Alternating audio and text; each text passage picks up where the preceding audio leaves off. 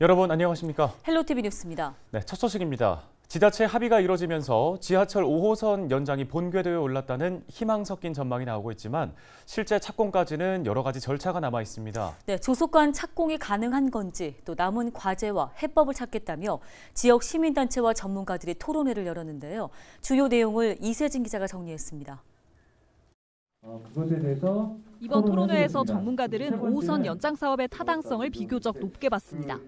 이 5호 사업 정도에 그리고 특히 배후의 김포, 검단이 있는 이 정도 사업이라고 해도 신도시가 생기기 때문에 여기에서 그 BC보다 훨씬 더 정책적인 판단을 통해서 예타는 별 문제 없을 거 생각을 합니다.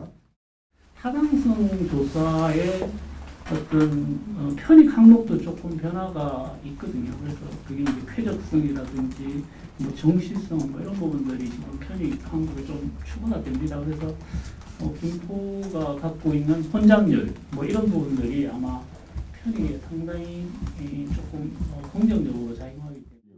하지만 착공까지 향후 과정을 낙관적으로만 평가하지는 않았습니다. 추가검토 사업이기 때문에 이게 좀 추가검토라는 거는 합의만 되면 뭐 언제든지 할 수 있다 이렇게 명시는 되어 있지만 적시되어 있지만 사실은 그 투자심의위원회의 안건으로 올라오면 뭐 다른 지금 10,000개에 올라와 있는 사업들이 한두 개가 아니에요. 사실은 김포시는 안전 문제도 있고 뭐 여러 가지 형평성 문제 이런 것들 때문에 해달라고 하지만 또 수도권 아까 말씀드린 수도권 비수도권으로 가게 되면 또 이게 또 쟁점이 달라지거든요. 아직 협의되지 않은 노선은 사업을 방해할 수 있는 또 다른 변수로 봤습니다.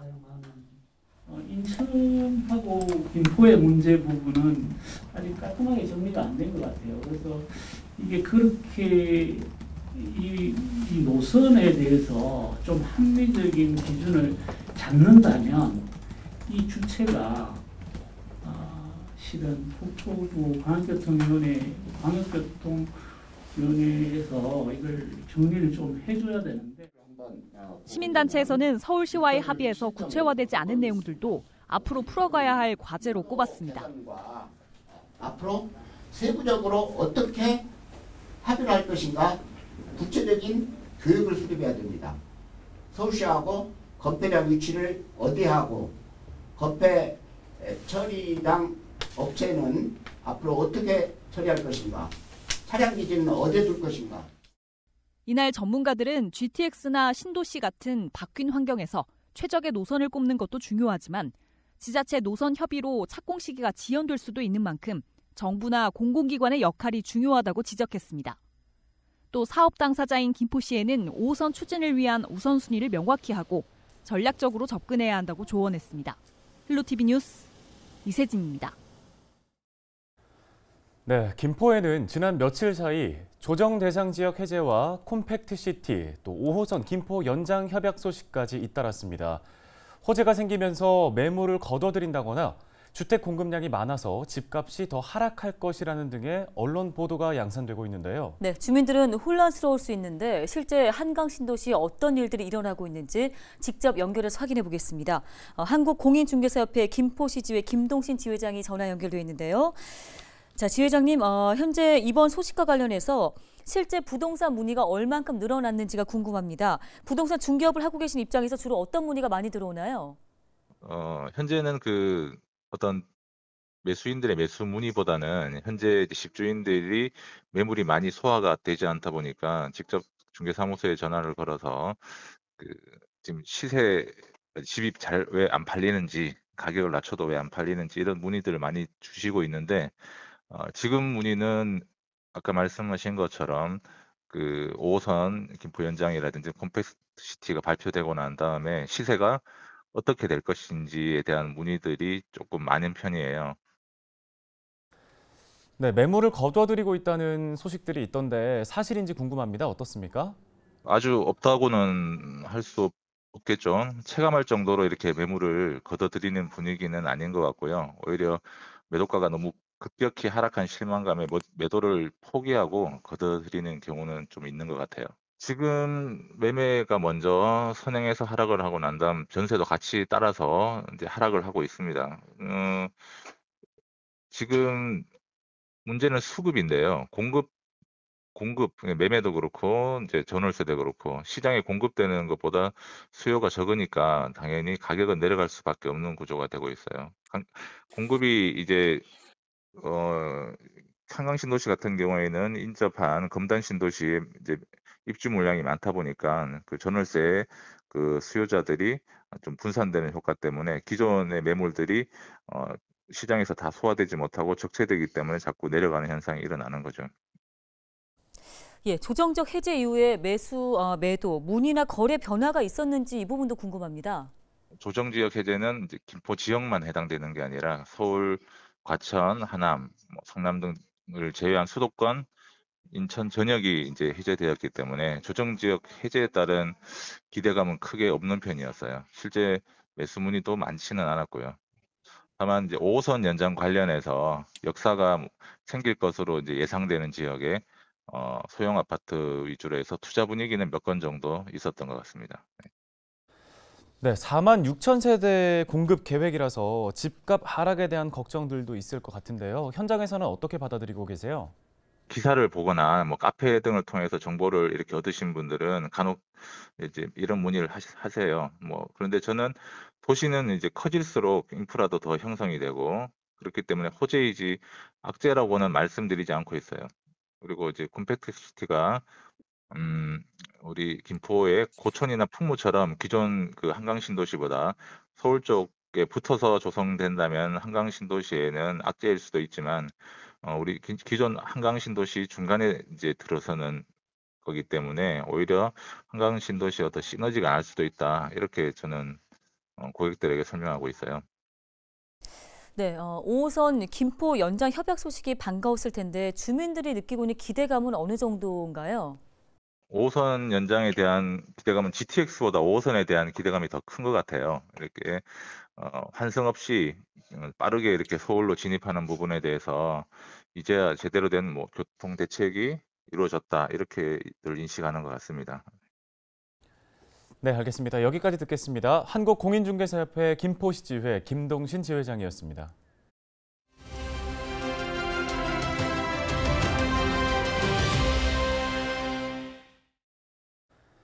시민단체인 인천경실련이 이태원 참사의 후속 대책으로 자치경찰 이원화가 필요하다고 강조했습니다. 네, 인천경실련의 권하윤 정책부장을 전화 연결해 보겠습니다. 먼저 현재까지 자치경찰의 역할부터 좀 평가를 해주실까요? 이번 이태원 압사 참사에서 드러났듯 자치경찰은 일련의 경찰 보고 체계에서 누락되어 구조적으로 어떠한 긴급구조 지원 역할도 할 수 없었던 반쪽짜리 자치경찰이었습니다. 아시는 바처럼 자치경찰제는 지역 치안 업무를 지방자치단체가 지휘, 감독하게 만든 제도입니다. 이에 지난해 7월부터 광역시도에 자치경찰위원회를 출범시켰고 지역 내 생활안전 및 교통활동 관리는 물론 재난 발생 시 경찰의 긴급 구조 지원 여부를 결정, 감독하도록 했습니다. 그런데 서울시 자치경찰위원회는 이번 이태원 참사에서 국가경찰로부터 사고 사실을 제때 보고받지 못했고 다음 날 긴급 상황이 종료된 다음에야 긴급 구조 안건을 심의해야 했습니다. 게다가 독자적인 조직과 현장 인력도 없다 보니 어떤 대응도 할 수 없는 무늬만 자치경찰이었던 것입니다. 네, 자치경찰의 이원화라고 하면 어떤 부분이 중점적으로 개선되는 건가요? 이번 이태원 참사에서 보았듯이 재난을 사전에 예방하고 만약에 긴급한 재난 안전사고가 발생했을 경우 발빠르게 현장 대응을 할 수 있는 자치경찰 체계를 갖추는 것이 중요합니다.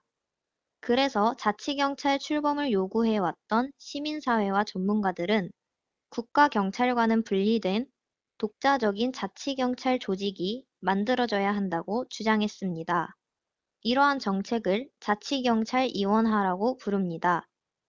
이에 자치경찰 이원화를 위해서는 우선 국가직 공무원 신분인 자치경찰을 지방직 공무원으로 전환해야 합니다.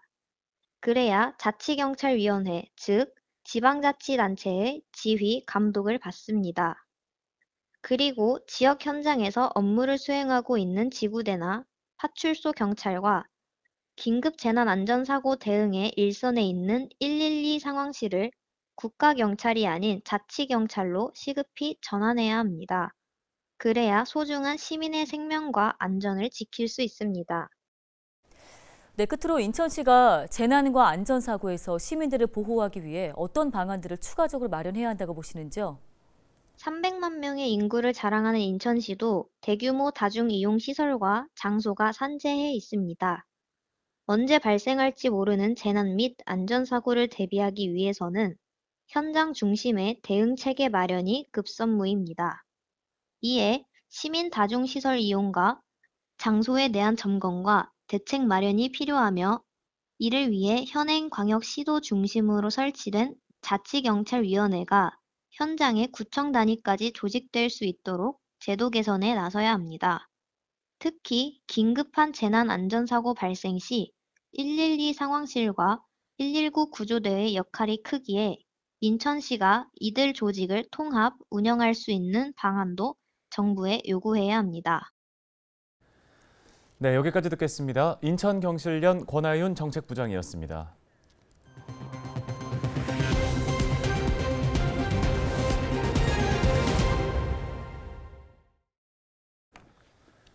부천의 한 무인 매장에서 물건을 훔친 20대 남성이 점주에게 발각돼 경찰에 붙잡혔습니다.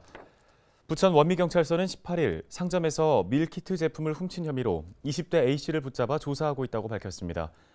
A씨는 지난 6일과 10일 심야 시간에 부천의 한 무인 매장에서 모두 3차례에 걸쳐 10만 원 상당의 간편 조리용 제품을 절도한 혐의를 받고 있습니다. 매장에서 물건이 없어지는 것을 수상히 여겼던 점주 B씨가 CCTV를 통해 A씨의 절도 행각을 포착하고 경찰에 신고한 것으로 전해졌습니다. 경찰 조사에서 배가 고파 음식을 훔쳤다고 진술한 A씨는 이미 다른 범죄 전력으로 지명수배가 내려져 있었던 상황으로 경찰은 여죄 등 추가 조사를 통해 구속영장 신청을 검토하고 있습니다. 인천의 유럽 재외국민들의 귀환 거주를 지원하기 위한 유럽 한인 문화타운이 조성될 전망입니다. 인천시와 인천경제자유구역청은 현지 시간 17일 독일 프랑크푸르트에서 열린 설명회에 참석해 유럽 한인총연합회와 유럽 한인 문화타운 조성을 위한 상호협력 양해각서를 체결했습니다.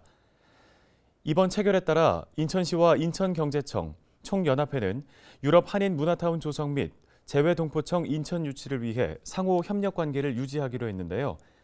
시는 경제자유구역에 유럽과 한국의 문화, 교역의 거점이 될 유럽 한인 문화타운과 비즈니스타운을 구성할 계획입니다.